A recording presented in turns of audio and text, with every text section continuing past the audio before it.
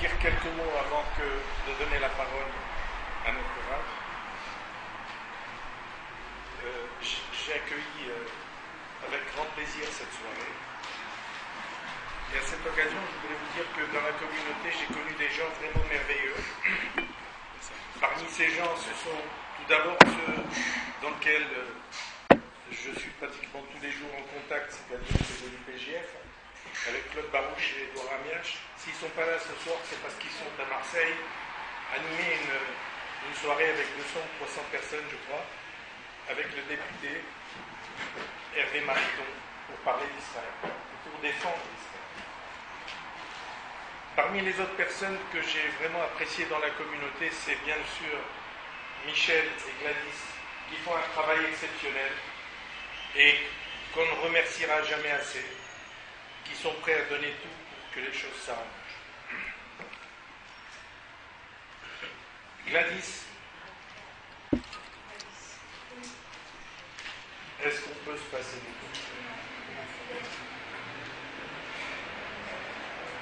Ce soir, c'est Nicole qui a voulu organiser quelque chose. Je dirais sur toi, Nicole, que tu es un être particulièrement solidaire. Ta réussite professionnelle, tu la mets au service d'un idéal et d'une certaine générosité. Tout cela afin de donner un sens à la vie, sans chercher forcément à te donner bonne conscience. Mais derrière ces paroles, il y a des actes. Nicole, tu n'es pas une héritière, ton héritage, c'est un héritage spirituel. Et c'est beaucoup plus que matériel, constitué de valeurs qui ont été invitées par ta famille. Ce soir, à l'occasion de cette rencontre, Nicole voudra certainement vous faire partager le plaisir qu'elle a éprouvé en bavardant avec notre Rav sur la vie et l'œuvre de Rabbi Chai Tayeb Lomet, qui est le sage de Tunis. D'avance, merci.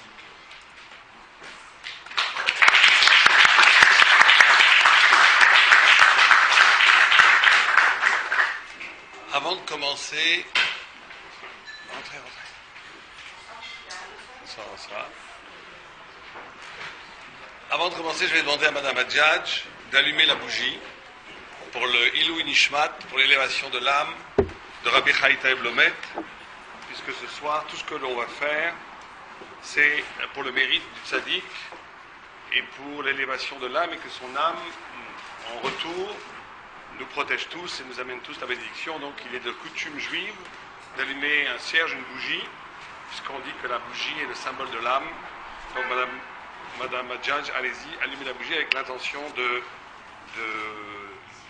donner de renvoyer une sorte de lumière céleste vers le ciel, pour que la lumière céleste nous revienne du ciel. Je dédie cette lumière à tout le public ici présent.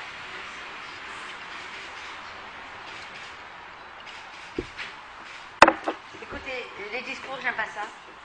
Je vais simplement remercier William Abou de nous avoir reçus chez lui, de nous prêter sa maison, organiser avec moi cette soirée exceptionnelle. Et quant au Rav, je vous raconterai après ces discours, ces histoires réelles, ce que je pense et cette rencontre que j'ai faite qui n'était pas prévue. Voilà, je dirai ça après. Il y a des gens qui arrivent là. J'arrive un peu tard. Il faut leur dire de rentrer. Décidément. Allez, rentrez. Chantal. C'est bien, du coup. Il y a aussi le Hervé. Allez, zone.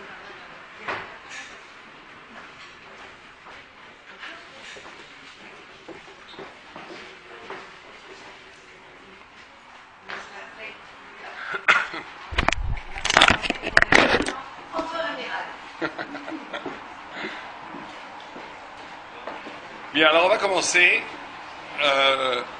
On va essayer de... ce soir, puisqu'on a beaucoup de choses à dire, bien entendu, on va commencer par un Dvar Torah, parce qu'il est de coutume... Le micro, si vous voulez, oui. 1, 2, ça marche? 1, 1, 2. Bon, ça marche pas vraiment. Comment? Ah non, rester appuyé, ça va pas être possible. 1, 2. Ah, là, ça marche. D'accord. Donc, on va faire un petit Dvar Torah d'abord.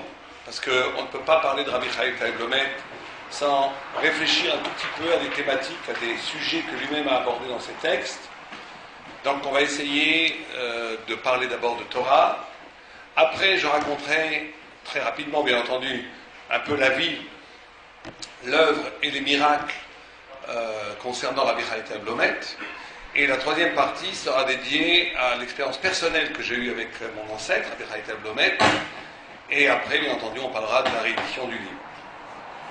Donc je vais commencer par la Dvar Torah que Rabbi Chaim ébauche par rapport à la paracha de Pinchas, où il est question de choses tout à fait curieuses, puisque Pinchas va être l'homme qui va accéder à la prêtrise, il va devenir Cohen, alors qu'il ne l'était pas à l'origine, par un acte tout à fait incroyable. Et cet acte est un acte d'une violence en réalité extraordinaire, puisqu'il tue un des princes d'Israël qui s'adonne à la luxure avec les païennes qui sont venues pervertir le peuple juif. Et que Dieu dit, son acte d'une violence incroyable a été la cause de la paix, du shalom. C'est ça qui a fait qu'il y a eu le pardon divin qui est tombé sur le peuple juif et que l'extermination totale du peuple juif n'a pas eu lieu. Et tout le monde se pose la question en disant, c'est tout à fait singulier de considérer qu'un acte aussi fort que Pinchas a fait soit la source du shalom, de la paix. Et le commentateur, dont Rabbi Chaim Taib Lomet, nous explique, parce que le secret d'énormément de choses passe par cette faculté justement de réunir les contraires. Alors, on va essayer d'expliquer devant 2 minutes sur ce concept qui est très très profondément traité par le Chedef Ritim, la notion de la réunion des contraires. Alors ça veut dire quoi? Il y a par exemple un texte tout à fait extraordinaire comme la Gemara, toujours que quand on a lu au premier niveau, on a l'impression que c'est un texte presque pour enfants et qui est d'une profondeur en vérité abyssale, où Antoninus, qui était un des César, un des empereurs romains, personne ne sait, l'historiographie ne l'a pas retenu, mais Antoninus, voilà. Ça marche plus. Dès qu'on parle d'Antoninus, il y a des problèmes. Ça marche pas. Bon, on va essayer de parler fort. Comment?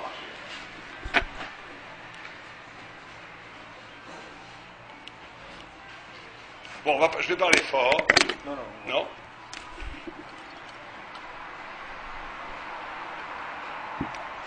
Donc en attendant, je vais parler fort et quand le micro arrive, je parlerai doucement. Donc Antoninus, ça n'a pas été retenu par l'histoire officielle, mais d'après le Talmud, cet empereur romain s'est converti au judaïsme. Et d'ailleurs, un de ses descendants, qui sera Constantin, va se convertir plus tard et convertir tout l'Empire romain au catholicisme, au christianisme. Et c'est pas un hasard, puisqu'il y avait une sorte, dans la famille des empereurs, il y avait une sorte de...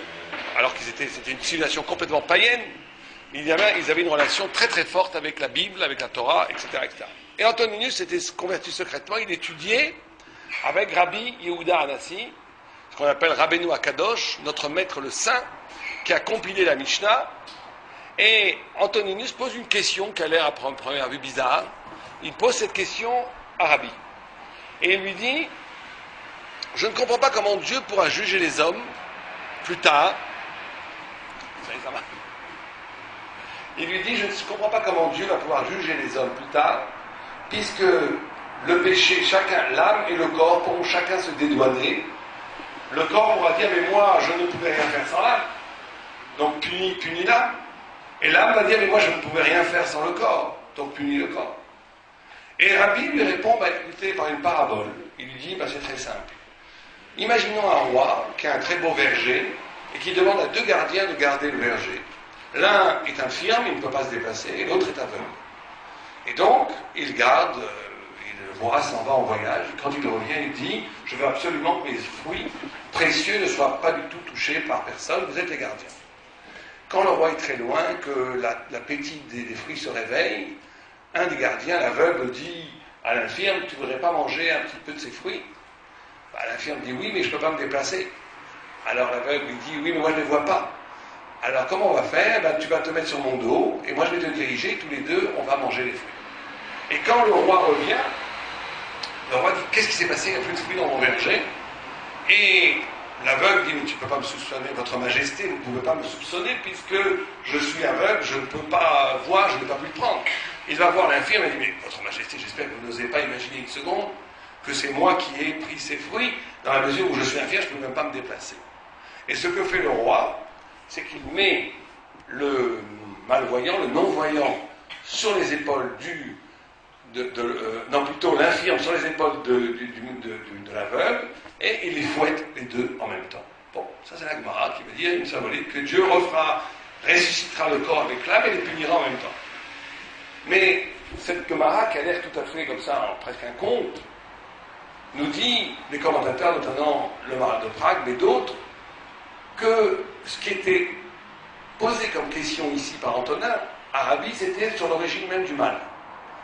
Et Rabbi lui révèle quelque chose d'extraordinaire en lui disant le mal naît de la rencontre des contraires. De la rencontre des contraires. Le fait que le corps rencontre l'âme, l'âme en elle-même est toute bonne, toute pure. L'âme ne peut pas pécher. Le corps, qui n'a pas un corps animal, on va dire, un corps animal qui est un corps pur, un corps en action, un corps d'appétit naturel, ne peut pas pécher. Il n'y a pas de péché chez les animaux. C'est quand, à un moment donné, l'âme qui est d'essence divine rencontre le corps qui est d'essence presque animale, que ce contraire-là va créer la notion du mal. Va créer la notion du mal. Et on comprend que la rencontre des contraires, la rencontre de l'autre, va susciter des réactions qui vont être des réactions négatives, des réactions de violence, des réactions d'agressivité. Et le premier enseignement que donnent nos sages par rapport à cela, c'est que, et d'ailleurs c'est signifié dans le passouk lui-même, vous savez qu'il est écrit dans la Torah, Ve'afta le'raecha kamocha. Raecha, dans le mot ton prochain, il y a le mot ra, il y a le mot négatif. Comme si toute rencontre entre deux hommes, toute rencontre entre deux êtres, mettait en danger mon homogénéité, ma puissance, ma présence, qui est mise en danger par l'autre. Et le mal va être sécrété, généré par le fait même que deux opposés, deux personnes de différence vont se rencontrer. Et donc ça, c'est l'origine même du mal. Comme ça que la Gemara explique le mal. Mais la Gemara, dans le même mouvement, dit que ce qui est à l'origine même de la possibilité du mal, de la violence, de la haine, va être le lieu même du dépassement. C'est à partir de là qu'on va pouvoir se dépasser. Comment c'est possible? Parce que justement, l'autre, la notion de l'autre, du prochain, la première réaction va être forcément négative, va être tu es un danger pour mon hégémonie, tu es un danger pour ma toute-puissance, tu es un danger pour ma présence. Mais à un moment donné, l'autre va être l'occasion de se définir justement à partir de quelque chose qui n'est pas moi, de sortir de la prison de moi-même. C'est toute la notion de chesed. Vous savez que la notion de chesed, dans la Torah, la notion d'amour, la notion de partage, c'est pas du tout la charité chrétienne, ni la notion de compassion, ni la notion même du cœur. La grandeur dans la Torah est toujours définie par cette capacité de ressentir ce que l'autre ressent. On dit même que plus quelqu'un est petit, plus il a une façon naturelle de réagir. Si son copain lui tombe une brique sur la tête, il dit tiens super, c'est pas moi, je suis content. Son copain gagne le loto, il dit oh c'est dommage que c'est pas moi. Ça c'est la façon naturelle, on va dire première, mais très basse d'un point de vue spirituel. Alors que la capacité d'empathie, la capacité de ressentir pour l'autre sa joie ou sa douleur, c'est ça la définition même de la grandeur dans la Torah. Un enfant, par exemple, une mère qui verrait son enfant tomber, tout le monde, plus ou moins, à moins que la mère soit monstrueuse, mais normalement, une mère normalement constituée, quand un enfant tombe et a mal, elle a mal dans sa chair pour l'enfant. C'est une expérience de la grandeur. C'est-à-dire, je suis capable, à cet instant-là, d'éprouver ce que l'autre éprouve. Et parce qu'une mère peut faire pratiquement de façon naturelle pour un enfant, quelqu'un qui serait un petit peu plus évolué spirituellement va l'être pour sa famille, toute sa famille. Quelqu'un d'autre va l'être pour toute sa ville. Le tzaddik va l'être pour tout Am Israël. Avraham Avinu va l'être pour l'humanité entière. C'est pour ça qu'il est très important, fondamental, d'avoir un lien avec les tzaddikim, les sages, parce que ce lien, quand on va voir un tzaddik, ce tzaddik est capable de vous regarder, d'avoir une liaison avec vous, où il vit, où il expérimente votre propre drame, votre propre intrigue, votre propre vie. Simplement, il est complètement débarrassé des cadenas, des aliénations psychologiques, sociologiques, économiques, tout ce que vous voulez, qui empêchent la personne, chacun d'entre nous, d'advenir totalement. Enfin, le tzaddik, quand on est en lien profond avec lui, quand il vous regarde, son regard d'amour, son regard plein, son regard total, est un regard où à un moment donné, il devient vous-même. Il sent.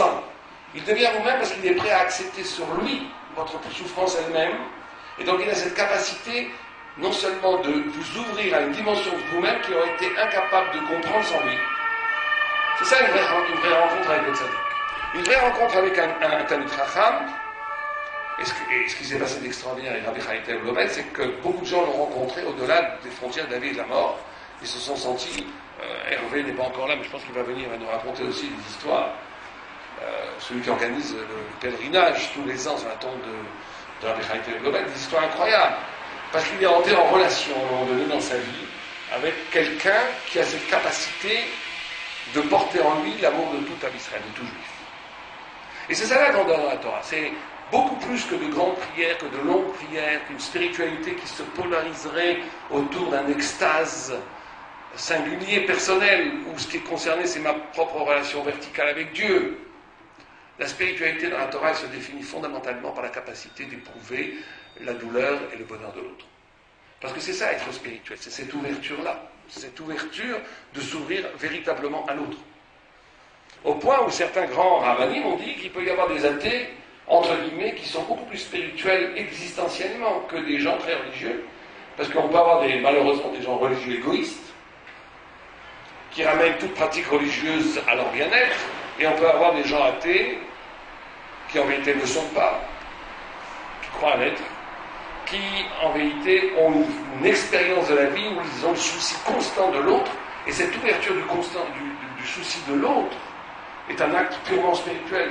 On n'a jamais vu un animal se sacrifier pour quelqu'un d'autre, on n'a jamais vu une chose s'extraire d'elle-même pour prendre sur elle le malheur ou le bonheur de l'autre. C'est quelque chose de divin qui est dans l'homme, quelque chose de...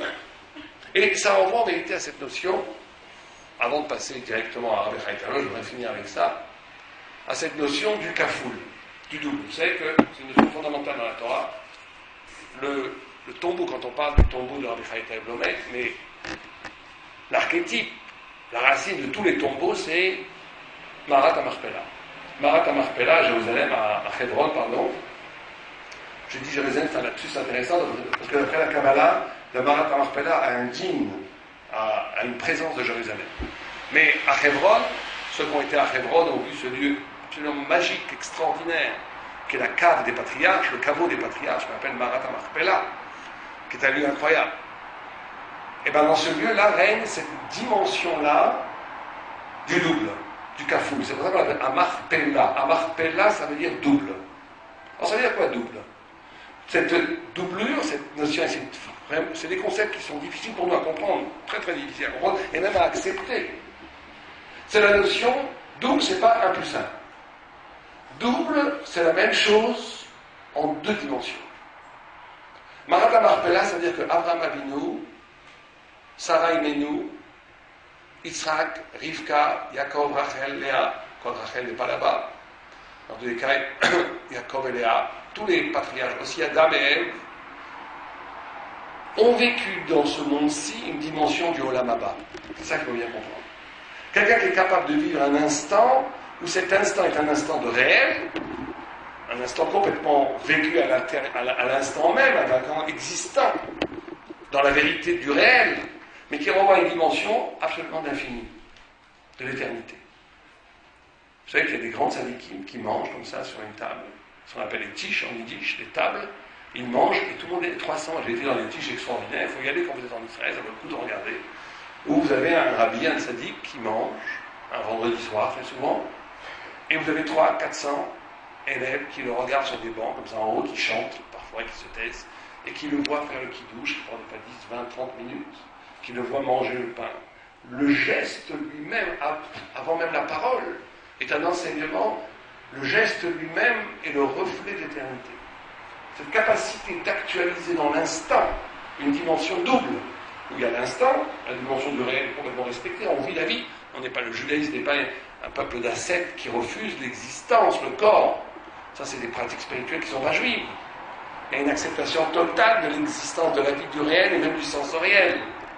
Et ce sensoriel doit prendre un sens métaphysique, spirituel, qui ouvre ce qu'on appelle des instants d'éternité dans la Kabbalah. Un instant qui est en même temps un instant, mais qui est en même temps éternel. Et je vous le dis, je vous raconte cette notion du doute, parce qu'en écho à ce qu'on a dit, on va voir en quoi c'est lié à ce qu'on a dit, cette notion très saine. Mais je le raconte aussi parce que j'ai la profonde impression, quand je vais tous les ans, plusieurs fois même par an, sur la tombe de Rabbi Chaim Blomet, que s'opère sur son caveau, sur son tombeau, qui est magnifique d'ailleurs, l'endroit est splendide. Il y a sa tombe qui est là, la tombe de R.R. HaShulchan, du Rabbi Yitzhak Leib à côté, Rabbi Yeshua Bessis un peu plus loin. Il y a une atmosphère où toute personne qui a un tout petit peu de sensibilité spirituelle sent la présence double de ce tzaddik. Il est là et il est au Lamaba en même temps. Il est là, il est dans l'éternité. Il y a une écoute fabuleuse. Je vais vous raconter des histoires après extraordinaires qui se sont passées près de la tombe de Rabbi Chaim Blomet. Mais c'est ce que j'essaie de montrer à partir des textes, c'est que c'est pas de la mystique. C'est pas que de la mystique, c'est véritablement des lois spirituelles. Quand un homme arrive à un niveau où, dans sa vie, il a été capable de faire refléter la lumière de l'au-delà, et bien quand il passe dans l'au-delà, il est encore connecté à la vie. Les deux en même temps. Les deux en même temps. Et quand on a parlé de cette notion de doux, vous savez que les sages, enfin les maîtres, surtout nos pères, ont toujours voulu faire passer leur femme pour leur sœur. Toujours. Abraham fait passer Sarah pour sa sœur, Isaac fait passer sa femme pour sa sœur, toujours. Et cette notion de faire passer sa compagne pour sa sœur, c'est cette notion de... Une sœur ne se choisit pas. Une sœur, elle est là de toute éternité. On est né, on ne choisit pas sa sœur, on ne choisit pas son frère.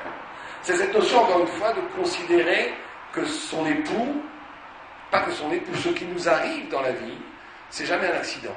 C'est quelque chose qui... Voilà, Hervé, dont je vous ai parlé tout à l'heure, et Hervé et Robert qui organisent le pèlerinage sur la tombe de Rabbi Chaim Blomet.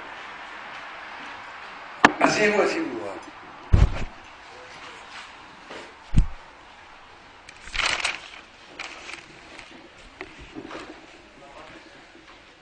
Donc juste avant d'entamer les histoires et l'œuvre de Rabbi Chaim Blomet, je voudrais juste conclure ce Dvar Torah en disant que...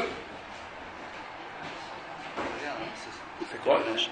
Ah oui, bah lui aussi, mais si vous voulez, il faudrait peut-être le mettre quelque part.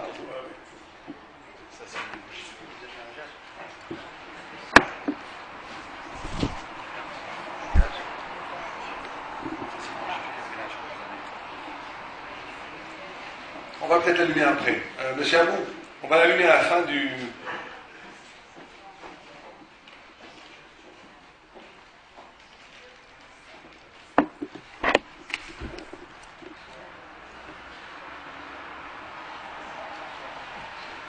Bien, donc je finis juste le Dvar Torah avant de parler de Rabbi Chaim Blomet. On va allumer cette bougie à la fin du Dvar Torah, Hervé, tu vas nous allumer ça après. Et donc cette notion de faire passer la femme pour leur sœur, au-delà des commentateurs qui disent que c'est une tentative de vivre un amour absolu, non seulement d'époux, mais aussi de fraternité, de frères et sœurs. Mais c'est aussi une idée de comprendre que la chose n'est pas choisie. Que la personne avec laquelle je me marie, ou les personnes que je rencontre, ou les événements qui m'arrivent sont toujours un sens, sont toujours liés à quelque chose qui est avant moi. Et je conclue avec ça pour souligner que je crois que ce soir nous sommes ensemble pour peut-être réaliser quelque chose pour Rabbi Chaim Blomet, la réédition de son livre, et c'est pas un hasard. Toutes les personnes qui ont le mérite d'être ici ce soir, je pense que ça a été écrit de toute éternité, et que le mérite de faire partie, de s'associer au destin du tzaddik est quelque chose qui est inestimable, quelque chose qui renvoie à une spiritualité éminente, qui n'est pas donné à tout le monde, je pense, et que c'est un mérite extraordinaire. Donc, ça c'est pour le Dvar Torah. Je vais maintenant passer à la deuxième partie en parlant un tout petit peu de l'œuvre et de Rabbi Chaim Blomet avant d'arriver concrètement au projet de réédition. Tout d'abord, pourquoi est-ce que Rabbi Chaim Blomet s'appelle Lomet? C'est la première question qu'on va se poser. Ça, je pense que certains d'entre vous connaissent déjà l'histoire. C'est que quand il est nifta, quand il est mort, on a écrit sur sa tombe, sur sa pierre tombale, Rabbi Chai Yitzhak Tayeb, il s'appelle en médias Rav Yitzhak Chai Tayeb. Tout le monde l'appelle Rav Chai Tayeb parce qu'il y avait un autre Rav très important qui a écrit le Erer HaShulchan, qui est un livre de référence utilisé par les Ashkenaz, par les Sfarad, par tout le monde, qui s'appelle le Erer HaShulchan, dont le nom était Rav Yitzhak Tayeb. Pour ne pas le confondre, le peuple avec Rav Yitzhak Tayeb, le Erer HaShulchan, tout le monde l'appelle Rav Chai Tayeb. Mais son vrai nom c'était Rav Yitzhak Tayeb, Rav Yitzhak Chai Tayeb. Et je vous raconterai une histoire aussi par rapport à ça avec quelqu'un de ma famille. Et donc, quand il est mort, on a écrit sur sa tombe, Rabbi Chai Yitzhak Chai Tayeb, Met, est mort à une certaine époque, etc. Et à ce moment-là, il est venu en rêve voir le responsable de la communauté, et il a dit, vous savez pas qu'on ne met pas Met, on ne met pas mort, pour un tzaddik qui est, ton Agmara nous dit que les tzaddikim, même quand ils sont morts, sont vivants. Et que les rachaïm, même quand ils sont vivants, les gentils, les saints, même quand ils sont morts, sont vivants. Et que les rachaïm, les méchants, même quand ils sont vivants, ils sont morts. Donc est-ce que vous écrivez mort sur ma tombe? Ça ne se fait pas du tout. Bon, il est arrivé une fois, deux fois, trois fois. Tout d'un moment, il a eu très peur. Il a été voir les rabbis de l'époque. Ils lui ont dit, il faut absolument changer la pierre tombale. Mais ils n'avaient tellement pas d'argent à cette époque pour acheter tout de suite une pierre tombale que quelqu'un a ajouté l'omet. L'eau, il n'est pas mort. Un lot, la meute à l'être entre juste avant. Et donc, très très vite, ce nom a circulé comme une fulgurance dans tout le peuple juif tunisien, où tout le monde l'appelait Rabbi Chai Tayeb Lomet.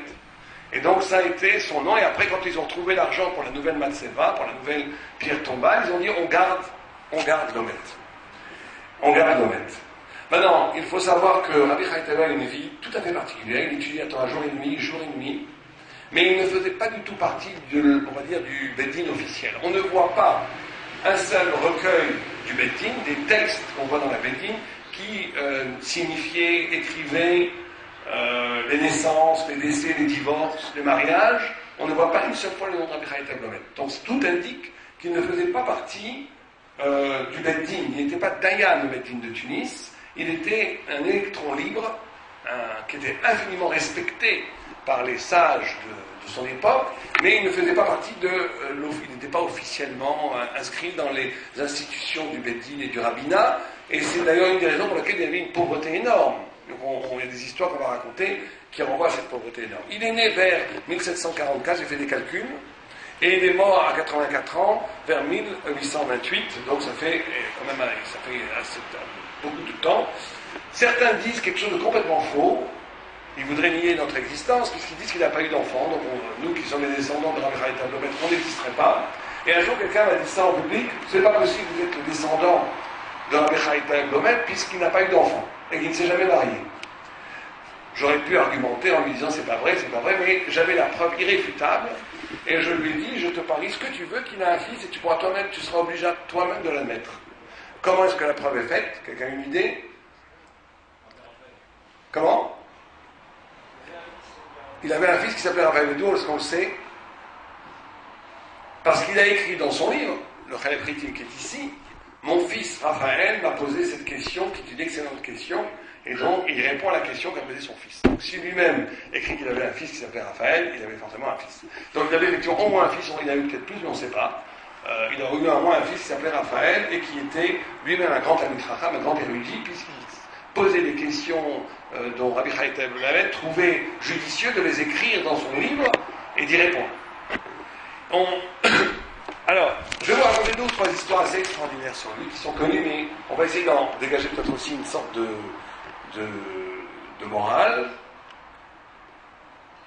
Et l'histoire que je peux vous raconter là, c'est l'histoire il y avait une femme qui s'appelait Soularia, qui n'avait pas d'enfant, et qui était mariée depuis au moins 10 ans avec son mari, et il y a une tradition halachique qu'au bout de 10 ans, sans enfant, un homme a le droit de se reprendre une deuxième femme et de divorcer pour avoir des enfants. Et donc elle pleurait énormément. Et Rabbi Chai Tayeb Lomet la voit pleurer. Déjà, c'est tout à fait incroyable qu'un rabbi, aujourd'hui c'est rare, un rabbi de cette envergure voit une femme pleurer, il s'arrête, il ne va pas faire le grand rabbi qui passe, j'ai pas le temps, il s'arrête. Pourquoi tu pleures, ma fille? Je trouve ça déjà remarquable que vous savez que plus on grandit dans la Torah et plus on est profondément investi dans la recherche de l'absolu, de la vérité, plus l'épreuve de fraternité avec les autres est difficile. Ça a l'air évident pour nous qu'un grand rabbi doit être aussi capable mais en vérité c'est le contraire. plus je grandis dans la Torah, plus effectivement ma capacité d'avoir de l'empathie pour les autres grandit, mais il y a une sorte d'extase mystique qui fait qu'on n'est pas forcément, et aussi le fait qu'il y a énormément qui fait qu'on se protège pour rester en relation avec l'étude, avec la compréhension, avec les textes de la Torah. Lui, pas du tout. Il a vu cette femme pleurer, il s'est tout de suite demandé pourquoi tu pleures. Et elle lui a raconté son histoire en lui disant mon mari veut me répudier, c'est terrible, j'ai pas d'enfant. Et il lui dit, tu auras un enfant, un fils, d'ici 1 an. L'année prochaine à cette date. Tu l'auras. Elle en a une. Ça aussi c'est important, il faut croire. Pour que le miracle puisse arriver, il faut croire. Très souvent, le miracle est là, mais on n'y croit pas, donc on l'a pas. Il faut rentrer dans cette dimension du miracle pour que la bracha, la bénédiction du miracle puisse advenir. Et donc elle y a cru dur comme fer. Elle a été voir son mari, elle lui a dit, donne-moi encore 1 an. 1 an. Le Rav a dit qu'on aura un enfant, donne-moi 1 an. Elle a dit d'accord, pas de problème, il aimait sa femme, pas de problème. Ce que devait arriver est arrivé, il a eu, et ça c'est une histoire complètement certifiée, c'est pas du tout des lois, c'est écrit par des gens qui ont vécu, qui ont connu cet épisode, notamment par Rabbi Yoshua Bessis, qui était un très très grand sage de l'époque. Et l'enfant donc naît à la date prévue par le Rav, et elle fait ce qu'on appelle Brit Yitzhak, la veille de la Brit Mila, une grande soirée où tous les notables et les grands rabbins de l'époque sont invités, donc Rabbi Yoshua Bessis. Et ils font elle dit on ne commence pas le repas, on n'ouvre pas le buffet avant que Rabbi Chai Taïeb vienne. Et ce soir-là, il y avait un rabbin, c'est le Rav Vizon plutôt, je crois, qui va devenir plus tard le Rishon LeZion, c'est-à-dire l'époque chez les Turcs du grand rabbin d'Israël pour les Sfaradim, qui était là en Shlichut, qui était à Tunis. Et on lui dit on ne peut pas commencer la soirée tant que Rabbi Chai Taïeb ne vient pas. Et donc il s'attend à voir quelqu'un de majestueux rentrer dans la salle. Et au bout de quelques moments, il rentre et il voit une sorte de clochard. Parce que Rabbi Chai Taïeb était habillé avec des habits pas du tout propres, pas du tout, un peu déchirés. Et il n'en revient pas, il s'assoit à côté d'eux et il boit un peu de boucha, parce qu'il buvait beaucoup de boucha. Et il commence à dormir et il met pratiquement les pieds sur la table, ce qui indigne le futur Rishon LeZion, le futur grand rabbin de Jérusalem, en disant mais c'est pas possible, à la table des rabbinim, c'est honteux, il va pour le toucher, et Rabbi Yoshua Bessis qui était là, lui prend la main, il dit surtout tu ne le touches pas. Pourquoi Et alors il se réveille, et tout d'un coup, Rabbi Chai Taïeb Lomet commence à discuter avec Rabbi Yoshua Bessis de Gemara. Et il faut voir la puissance phénoménale des raisonnements dans le livre de Rabbi Chai Taïeb Lomet, c'est inimaginable, c'est une grandeur intellectuelle incroyable. Et donc ils arrivent à une discussion de Gemara, l'un et l'autre lui dirait répondre, ils arrivent à une cathédrale conceptuelle, comme ça, très très compliquée. Et Rav Zimon au début il comprend, mais tout d'un coup il ne comprend plus rien. Et il en éprouve une honte terrible. Parce que moi qui viens de Jérusalem, qui représente la Torah l'Eretz Israël, j'arrive ici chez ces Maghrébins, ils comprennent mieux que moi que la Torah, c'est pas possible. Il sort dehors, et il prie le bon Dieu, il dit Dieu, où tu me donnes la compréhension qu'il y a ici, enlève-moi la vie, ça ne vaut pas le coup de vivre. D'être comme ça humilié par des rabbins de cette pointure, alors que moi je ne comprends pas que je viens de Jérusalem, c'est pas possible. Et quand il revient, pour réessayer encore une fois, d'essayer de comprendre, Rabbi Chai Taïeb le regarde en souriant et lui dit c'est pas comme ça que ça se passe. Tu vas prier dehors pour comprendre ce qu'on dit, et tu dis 12-13 heures par jour, et après tu arriveras à comprendre ce qu'on dit. Alors lui, il comprend, il voit que non seulement le Rabbi Chai Taïeb est un immense Rav, mais en plus il voit qu'il a presque le don de prophétie, de Roi HaKodesh, qui s'appelle d'intuition spirituelle, et à ce moment-là on dit que ce Rav a toute sa vie juré que par Rabbi Chai Taïeb Lomet à Jérusalem, tout le temps il ne parlait que de lui. Et donc on voit ici que cette idée, bon c'est vrai que c'est discutable, vous savez qu'il y a des écoles dans la Gemara et dans les Yeshivot, qui s'appelle notamment l'école de Slavotka, ou ce qu'on appelle le Kavod à Adam, une notion d'être habillé impeccablement, d'être ce qu'on appelle le respect de l'humain, est fondamental. Mais on voit que Rabbi Chai Taïeb avait une autre chita, une sorte de mépris pour les convenances, de liaison avec la pure spiritualité, où il n'avait absolument pas cette notion du bel habit. Il étudiait tout le temps, il avait de la tête tout le temps dans la Gemara, dans l'étude. On va voir que ça va lui donner, je vais vous raconter la deuxième histoire, non seulement le don de prophétie, mais aussi le don de faire des miracles. Et on va voir que cette notion de miracle, qui peut paraître un peu mystique, est aussi liée à sa grandeur dans la Torah. L'autre histoire qu'il y a eu, que je voudrais vous raconter, c'est la suivante. Il y avait une fois, en Tunisie, un homme très riche, qui avait une très belle coutume d'inviter chez lui tous les vendredis soirs 10 Talmidei Chachamim, 10 personnes qui étudiaient la Torah et qui étudiaient toute la nuit le Zohar, le livre de la Kabbalah. Et donc il leur donnait à manger, à boire, je pense qu'il les payait aussi. Enfin, il voulait absolument cette tradition, que c'était pour lui une bénédiction. Et quand il est mort, il a dit à son fils, je veux, avant de mourir, il a dit, je veux absolument que tu fasses très attention de reconduire ce minhag, cette tradition de inviter 10 personnes à étudier toute la nuit du Shabbat. Et Erev Shabbat, sa maison est donc prête pour accueillir les 10 Talmidei Chachamim. Quelques heures avant Shabbat, Rabbi Chaim Talmud frappe à la porte et rentre et lui demande un demi, il y a écrit Zaouf, je ne sais pas ce que c'est quelle monnaie, c'était pas dinar à l'époque, après il appelle Zaouf, un petit peu d'argent. Et il pleuvait ce jour-là énormément, et il avait les pieds pleins de boue, et quand il rentre dans son salon, il lui salit toutes les belles tapisseries, tous les beaux tapis qu'il y avait sur le salon, mais il n'ose rien dire, il lui donne l'argent, et Rabbi Chaim s'en va. Et il fait une deuxième fois la même chose, à la troisième fois, comme il lui salue chaque fois les tapis, le fils de l'homme riche lui dit, mais c'est pas possible, pourquoi tu ne m'as pas demandé au début 3 zaouf, pourquoi chaque fois tu viens et tu te salis mal? Rabbi Chaim n'a rien dit, il est parti. Et en pleine nuit, le père de cet homme, qui était un tzaddik, lui, est apparu en rêve, il lui dit, tu vas mourir avant l'aube si tu ne demandes pas pardon. Comment as-tu osé insulter Rabbi Chaim Lomet? Tu vas mourir avant l'aube si tu ne demandes pas pardon à Rabbi Chaim Lomet. Alors lui, il envoie son serviteur pour chercher Rabbi Chaim Lomet. Alors il lui dit, j'étudie, j'ai pas le temps. Deuxième fois, il envoie, 1 heure avant l'aube, il envoie en disant au jeune garçon, mais il faut absolument que tu insistes pour qu'il vienne. Et quand Rabbi Chaim lui voit lui sourire, il dit, dis à ton maître que l'aube n'est pas encore arrivée, il n'a pas à avoir trop peur, ça va bien aller. Et quand l'enfant, il ne comprenait pas de quoi il lui parlait d'aube, il ne savait pas. Et donc quand il a dit ça à son maître, le valet, qui a été...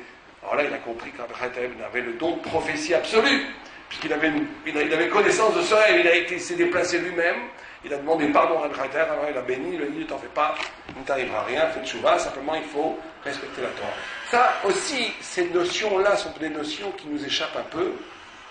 La notion de kavod à Torah, elle est fondamentale. Elle est fondamentale. La Gemara dit, si on prend les sages pour des anges, on est des hommes. Si on les prend pour des hommes, on est des ânes. Ça veut dire qu'il y a une notion hiérarchique que la modernité fait oublier. Il y a des sages, il y a des initiés. Il y a des gens qui sont arrivés à des niveaux très très hauts, à prix de sacrifice très souvent, au prix d'avoir surmonté l'appétit de la chair, la notion de kavod, de respect, du social, de l'argent. Des gens qui ont fait des efforts monstrueux, psychologiquement, spirituellement, pour arriver à un détachement. Et ils ont donc touché un océan de lumière divin qui font qu'ils sont à un niveau supérieur. Et l'orgueil de l'ignorant qui voudrait croire que tout le monde est pareil et que les grands sages sont identiques à moi et que moi je peux me comparer à eux, fait de nous un âne.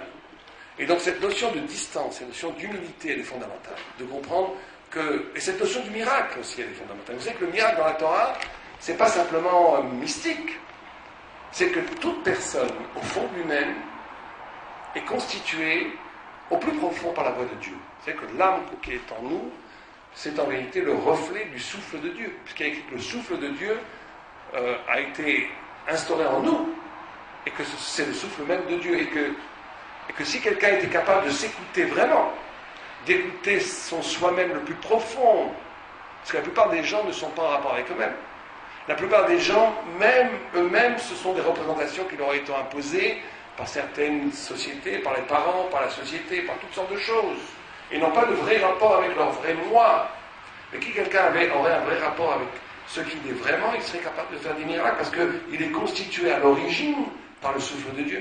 Vous savez que Hillel Azaken, un des grands sages de la Gemara, de la Mishnah, quand il arrivait à Hoshana Rabbah, au summum de la joie, il disait, si je suis là, tout est là. Et tout le monde se pose la question, il dit, comment il peut dire, Hillel qui était l'homme le plus humble après Moïse, si je suis là, tout est là. Et qui est ce jeu? Et certains disent, ce jeu c'est lui, ce jeu c'est Dieu, c'est les deux en même temps. C'est une des manifestations de Dieu, C'est quand quelqu'un est véritablement à dégager les fausses représentations. Il est vraiment dans l'humilité et dans le sublime de la lumière intérieure. Eh bien, il peut faire des miracles. C'est pas du tout un problème. Un juif peut faire des miracles. Il suffit qu'il soit juste détaché de son ego, qu'il comprend que l'ego est une illusion, que l'ego flotte dans un océan de lumière divine, et qu'en vérité on est défini par cet océan de lumière divine, et pas par l'ego qui est une crispation identitaire, qui est en vérité complètement illusoire, une chose qui ne reste pas. Bon, eh bien les tzadikim font ça, c'est pour ça qu'ils sont capables de miracles. C'est pas que mystique. Ils ont abandonné leur propre intérêt. Ils sont habités par l'intérêt de Dieu et de l'âme Israël. Donc leur propre volonté devient une volonté divine. Ils peuvent changer le monde. C'est pour ça que Moïse, quand il parle, la mer s'ouvre devant sa parole. Ils ont une parole, une intériorité spirituelle qui est plus forte que le réel. Si la parole, si la volonté n'est que le reflet du réel, alors on est instrumentalisé par la vie. Si, par contre, on est fondamentalement lié à cette dimension en nous qui est divine, eh bien, la parole est plus forte que le réel. On peut changer le réel. Davar, en hébreu, la parole, ça veut dire anaga, ça veut dire capacité de fendre le réel, de casser la résistance du réel, de le changer. Un grand sadique a cette capacité-là, Rabbi Chaim Lomet l'avait, parce que justement c'était lié à son exercice quotidien de l'étude de la prière, mais aussi à cause de son immense humilité. Le fait qu'il ne se définissait pas à partir de ses intérêts, mais à partir de cette notion intérieure qui était complètement spirituelle. Avant d'arriver je vais en raconter encore 2 ou 3 histoires qui sont assez extraordinaires, qui illustrent son humilité. Il avait l'habitude, en Rabbi Chaim Lomet, rendez-vous compte, quelqu'un qui a écrit ses livres, surtout le Talmud, qui connaissait le Talmud de façon incroyablement profonde. Il allait au port, et quand quelqu'un arrivait de Eretz Israël, il lui portait des bagages. Et une fois, il est arrivé un grand sage d'Eretz Israël pour combattre, vous savez qu'il y a une notion de combat d'étude. Le combat, nous, on ne le fait pas avec les épées, on le fait avec la Gemara, pour combattre probablement son cousin, qui s'appelait Rérel, dont je vous ai parlé tout à l'heure, qui est enterré juste à côté de lui, Rabbi Yitzhak Tayeb. Et Rabbi Chaim Tayeb dit: je te porte les bagages. Donc, il ne savait pas qui c'était, le rabbin qui voulait. Il lui dit pas de problème, il croyait qu'il voulait lui donner un petit dinar ou un zéou. Et il commence à parler avec lui de Gemara. Et le gars, il dit, il commence à lui sortir. La personne ne revient pas. Et il lui dit: mais qui es-tu? Comment tu connais tout ça? Il dit: moi je suis le porteur, le valet de mon grand maître Rabbi Rachouchan. Donc celui-là, il s'est dit: si déjà le valet du maître, il est plus fort que moi en Gemara, qu'est-ce qu'il savait avec le maître? Il est parti, il a pris le bateau, il est parti, il a renoncé à combattre. Il a dit. Alors quand Yitzhak Tayeb a su ça, il me dit: mais pourquoi t'avais ça? Il a dit à Chaim Tayeb: pourquoi tu es un Rabbi Chaim Tayeb? Pourquoi t'avais ça? Il dit: parce que je voulais pas qu'il t'attaque. Une humilité liée à un humour, liée à quelque chose. Une dernière histoire, parce qu'on ne peut pas résister à raconter des histoires de Rabbi Chaim Tayeb.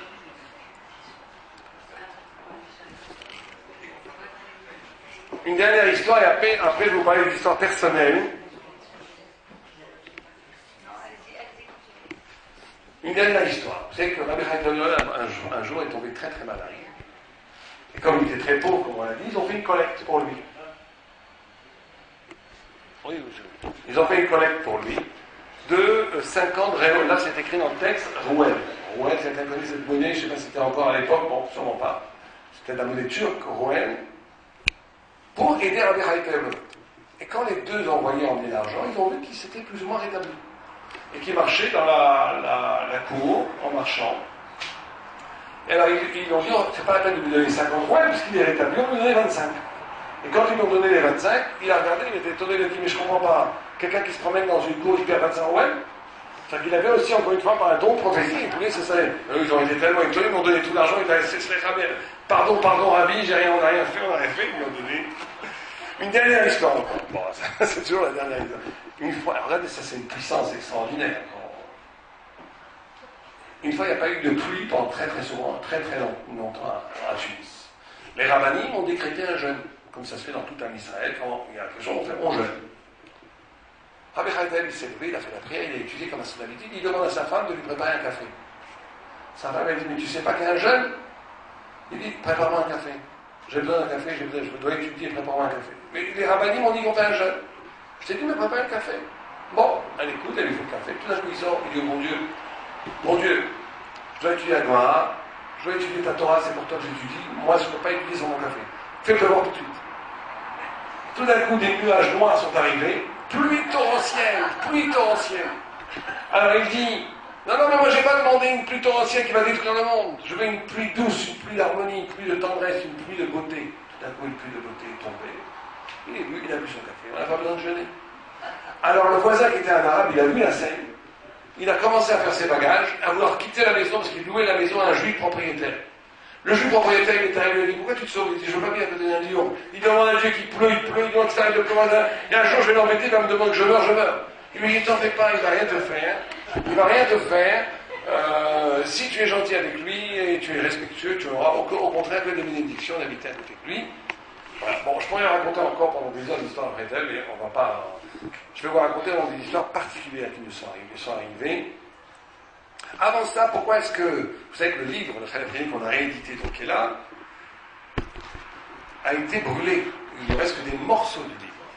Il a été brûlé parce qu'il y a deux versions pour qu'elle ait été brûlée. Certains disent qu'il étudiait ou sa mère ou sa femme, on ne sait pas, mais il étudiait énormément, 22 heures par jour, certaines personnes, il dormait 2-3 heures.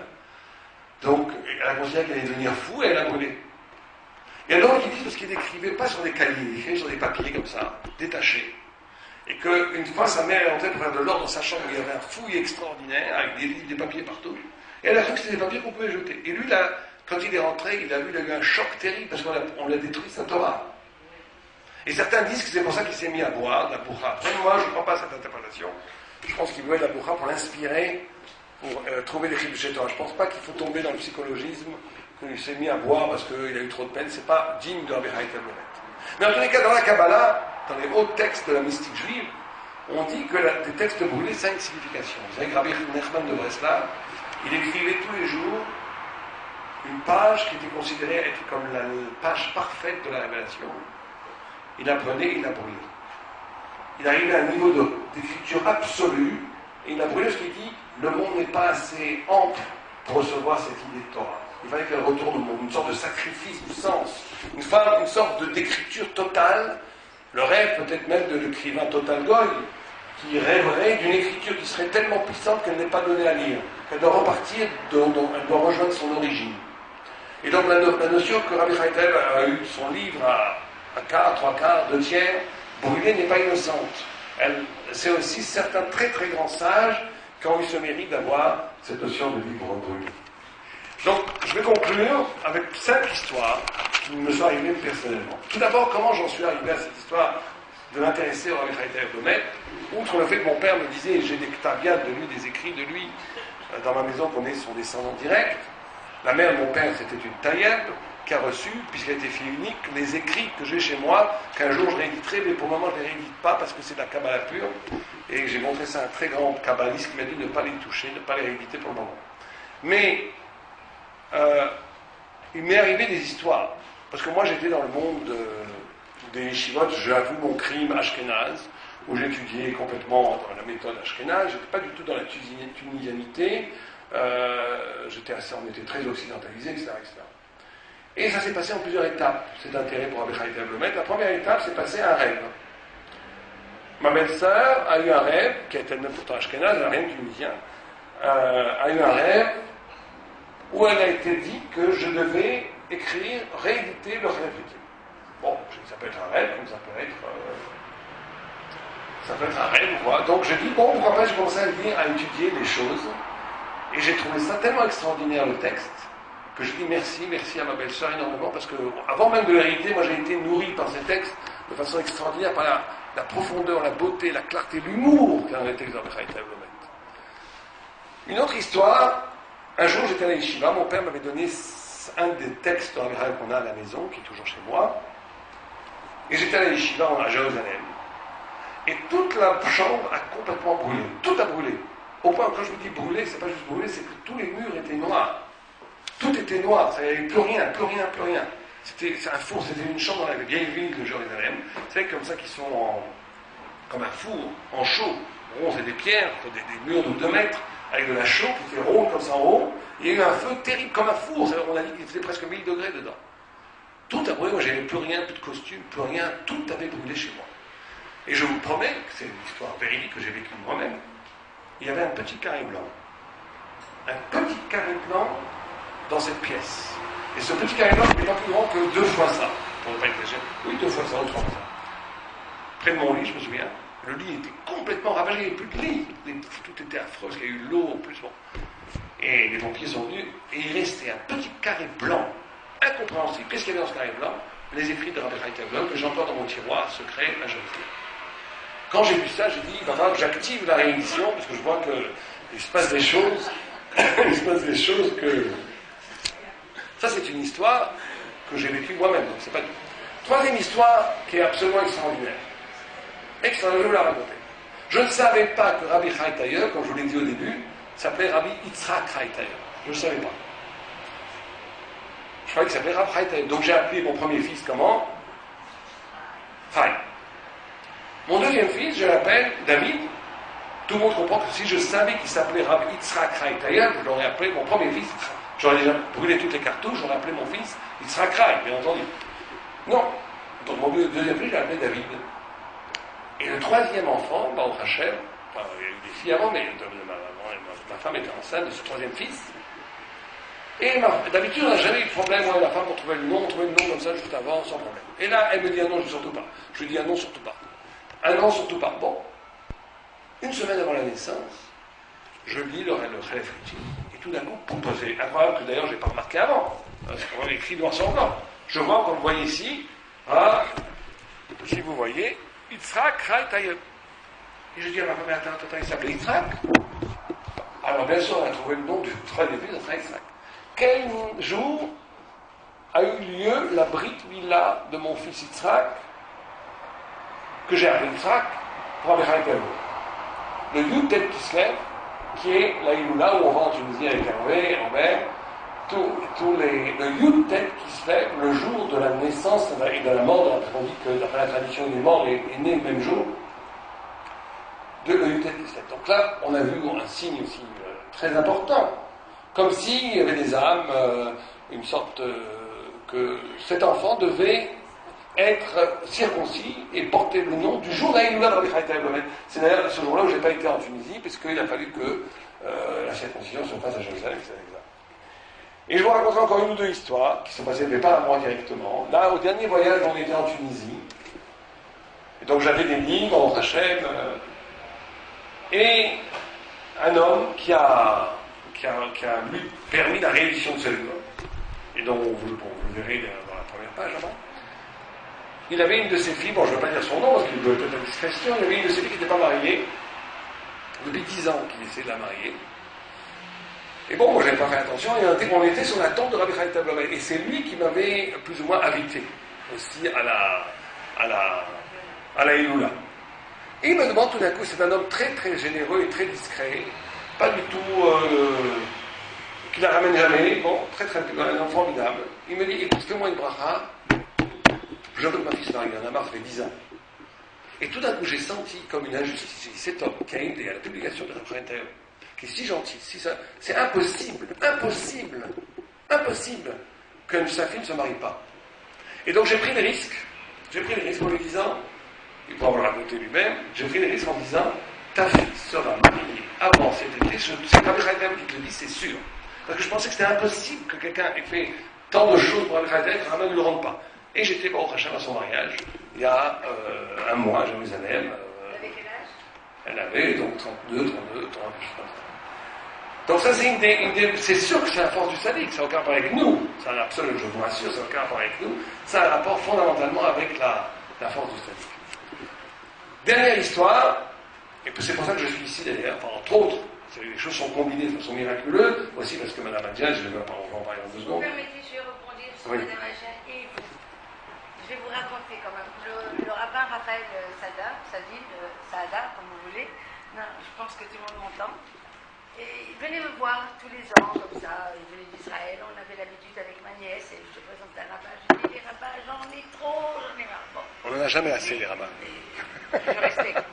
Et puis, un beau jour, il m'a dit, vous savez, on va faire quelque chose ensemble. Quoi? Encore? Quoi? m'a dit voilà, on va rééditer des livres, on va ce qu'il vous a raconté, mais j'ai posé mes conditions. Les 40 premières pages en français, parce qu'il y en a marre, on n'y fait l'hébreu, on comprend rien, on aime bien comprendre les histoires et le vécu de ce grand arabe. Et je lui ai dit, enfin, pourquoi vous êtes venu me voir? Il m'a dit, je sais pas, vous avez l'air académique, et puis vous connaissez peut-être beaucoup de monde, hein, monsieur le rabbin? Non, j'ai dit, vous vous trompez, monsieur le rabbin. Je suis une fille taïeb. Je suis née taïeb, mariée à Agiage. Et c'est peut-être un... Voilà. Un signe. C'est forcément un signe. C'est réel, encore réel. Donc je raconte juste cette dernière histoire, parce que je vais rebondir sur ce que dit Mme Adjadj. Cette dernière histoire, ça s'est passé là, juste maintenant. Aussi incroyable, quand tout peut être du hasard, si on ne croit pas à la transcendance, mais Dieu préserve. Nous, il n'y a pas de haine mazal d'Israël. J'étais là, il y a combien de temps? Il y a à peu près un an, en France, oui, c'est à cette époque. Et le livre, bon, et quelqu'un, même genre lui, par contre, juste, il a pris un livre, il a juste pris un livre, bon. Et il m'a dit, donnez-moi une bracha, on veut un fils, très longtemps qu'on veut un fils. Je dis, moi je ne veux pas de bracha, mais Rabbi Chaim Taïeb. Alors écoutez cette histoire. Je laisse le livre chez son rabbin, le rabbin plutôt, et à ce moment-là, lui, il n'a pas eu le livre tout de suite. Il n'a pas eu le livre tout de suite. Et tout d'un coup, son rabbin l'appelle et lui dit, j'ai un livre pour toi. Et il vient, il rencontre son rabbin, il lui donne le livre, le effectivement dans les mains, de main à main. Et à ce moment-là, il reçoit un coup de fil de sa femme. Au moment où il reçoit le livre dans la main. Et sa femme lui dit, je viens de sortir chez le médecin, je suis enceinte. Au moment où il reçoit le livre, il reçoit le coup de fil. Et il dit, c'est sûr que ça va être un fils, j'ai demandé un fils. Il dit, elle lui dit, arrête de rien. Elle lui dit, si, ce sera un fils. Et effectivement, c'est un fils. Et là, il m'a dit, viens. Et donc, ça tombait très bien, puisqu'on a dit, ça tombait tout tomber en même temps. Et donc, on vient et on attend la naissance d'un jour ou l'autre où il m'a dit, je veux absolument que tu sois ce qu'on appelle le syndac, porter le bébé par le sceau de Rabbi Chaim Taïeb. Donc voilà, donc ça c'est pour un petit peu comprendre la grandeur, les mérites de Rabbi Chaim Taïeb. Donc comme, d'abord je tiens à remercier avant tout Mme Adjadj, qui elle quand même a organisé, a eu aussi l'idée avec moi de la réédition de ce livre, et M. Abou qui nous a accueillis, je tiens vraiment à les remercier. Et l'idée, elle est très simple. On va essayer de faire en sorte que ce livre, qui est un livre magnifique, le commentaire du Talmud, qui va aider beaucoup de gens à comprendre le Talmud, et qui va aussi montrer la beauté du judaïsme tunisien, qui malheureusement n'est pas du tout assez connu chez les Tunisiens eux-mêmes et chez les non-tunisiens. Et donc l'idée, c'était de rééditer ce livre. Il a été édité, il a été Baruch Hashem vendu pratiquement à 1000 exemplaires, il en reste une centaine. Mais on veut rééditer le livre, on ne veut plus le vendre. On veut le distribuer gratuitement aux yeshivot, aux kolélim, une partie en France, une partie aux États-Unis, une partie en Amérique, une grosse partie en Israël. On veut faire la réédition de 1000 livres, ou plus, si Dieu veut, pour que ce livre soit connu, distribué et donné gratuitement dans les yeshivot. Dans les yeshivot et dans les kolélim. Et donc, l'idée, c'est qu'on va faire effectivement le livre en hébreu original, on va ajouter 40 pages en français, où on raconte toutes les histoires que je vous ai racontées, l'histoire de Rabbi Chaim Taïeb, sa vie, son œuvre. On va faire une dizaine de pages qui expliquent la méthodologie talmudique, en est français, de Rabbi Chaim Taïeb, etc., pour que les gens qui n'ont pas accès à l'hébreu puissent aussi profiter en français de l'œuvre. Donc, ce qu'on va essayer de faire, c'est que ce livre soit édité le plus vite possible et soit distribué aussi bien en Israël, en France, au Canada, pour que les gens puissent l'étudier et que ceux qui peuvent l'étudier en hébreu, bien entendu, l'étudieront en hébreu, et ceux qui n'ont pas accès à l'hébreu puissent lire les pages en français. Donc, ce qu'on va essayer de faire, ceux qui peuvent aider, comme on a dit, c'est un très grand mérite de lier sa vie, de lier son argent, bien entendu, parce qu'il faut de l'argent pour éditer des livres, pour les distribuer, ça coûte de l'argent, et on a pu recommander le livre, on a fait, je vous montre un peu comment le livre se présente ici. Le livre ici est... Vous avez ici le livre de mon ancêtre, Rabbi Chaim Taïeb, et comme c'est un livre très difficile à comprendre, on a ajouté des biurim, des explications, pour que les gens dans les shivotes puissent les étudier, et des fois des iyunim, des commentaires ici en bas. Et donc, ce qu'on va essayer de faire, c'est que ce livre soit non plus acheté, parce que beaucoup de gens qui peuvent étudier ces livres ne peuvent pas les acheter. Donc, on veut les distribuer gratuitement dans les shivotes, et donc grâce à vous, ce livre sera un partenaire, un ami, qui sera présent dans les shivas, dans les kolélim en Israël, où chaque fois qu'un étudiant l'étudiera, ça sera aussi grâce à vous, puisque vous avez participé de façon directe, il n'y a pas de frais l'argent va pour la réédition du livre et pour la distribution de ce livre. Et donc ça fait une mitzvah extraordinaire parce que c'est directement vous qui offrez en vérité ces livres à étudier dans les yeshivot. Voilà, on a bien entendu des serfas. Alors ce qu'on va faire, je ne sais pas comment on va faire, il faut croire au miracle, j'espère qu'il y aura un miracle ce soir aussi. Il y aura des dons, bien entendu, où quelqu'un a des dons importants, on aura toute une page où la personne mettra ce qu'il veut, les Ilou Nishma pour ses parents, pour ses grands-parents, ou bien pour une bracha, une bénédiction, ou bien pour une refoua shlema, pour quelqu'un qui a besoin de guérison. Pour des dons plus modestes, on prendra des demi-pages ou des quarts de page. Enfin, les gens viennent nous voir, nous avons des serfas. S'il y a des questions, je suis ouvert à vos questions.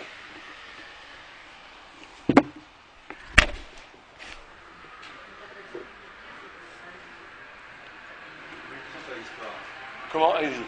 En quoi le fait qu'il soit saint, ça dispensé finalement quand même de faire attention entre guillemets au tapis de l'homme qui recevait, et en quoi à ce point d'avoir dit je fais juste attention à les tapis, en quoi ça impliquait que je devais mourir? C'est quand même un peu excessif. Bon, alors ça c'est vrai que je me suis posé la question. Pourquoi Rabbi Chaim Lomed est rentré comme ça avec de la boue dans un... Je pense que c'était une façon de l'éprouver et de mettre à l'épreuve cet homme-là, qui n'avait été pas à la hauteur de son père, qui continuait à exercer le minag, la tradition du père, mais sans avoir la conscience de la profondeur de la Torah. Et donc, tant que cette notion, avant qu'il reçoive cette leçon, il aurait plus ou moins continué ça, parce que c'est une tradition, mais il n'aurait pas compris véritablement la profondeur de ce qu'il faisait. Donc, je pense qu'il a fait ça pour l'éprouver. Et par contre, la mort annoncée n'est pas du tout un hasard. Celui qui blesse un Talmid Chacham, il y a dans la Gemara, on dit que la Gemara, celui qui blesse un grand Talmid Chacham, c'est comme s'il blessait la Shrina, la présence de Dieu. Il y a quelque chose de blasphématoire, de profanatique dans le rapport au sage quand il n'est pas respectueux. Et ça amène d'immenses calottes. Vous savez qu'un homme est jugé, il y a un texte magnifique qui dit un homme est jugé par rapport à ce qu'il admire. Ish tefime alelo. Vous voulez connaître quelqu'un, demandez-lui ce qu'il admire. S'il a de l'admiration pour les Talmid Chacham, pour la Torah, pour la spiritualité, même s'il vit une vie complètement matérielle, profondément il est spirituel. Quelqu'un qui vit une vie plus ou moins matérielle, spirituelle, mais qui n'admire que l'argent, que le pouvoir, est fondamentalement matérialiste.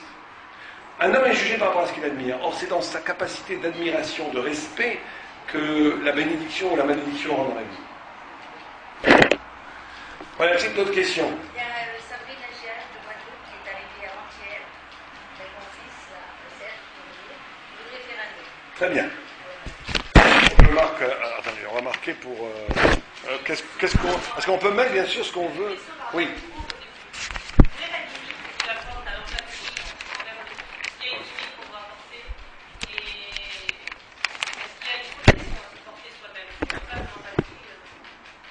Non, il y a ce qui s'appelle la notion d'empathie. On a dit la notion d'amour pour l'autre. C'est une notion aussi qui donne la vie. Vous savez que Rachamim, ça a pour racine l'amour, la tendresse a pour racine la tendresse, la naissance, le matriciel. Rechem, c'est le matriciel de la femme.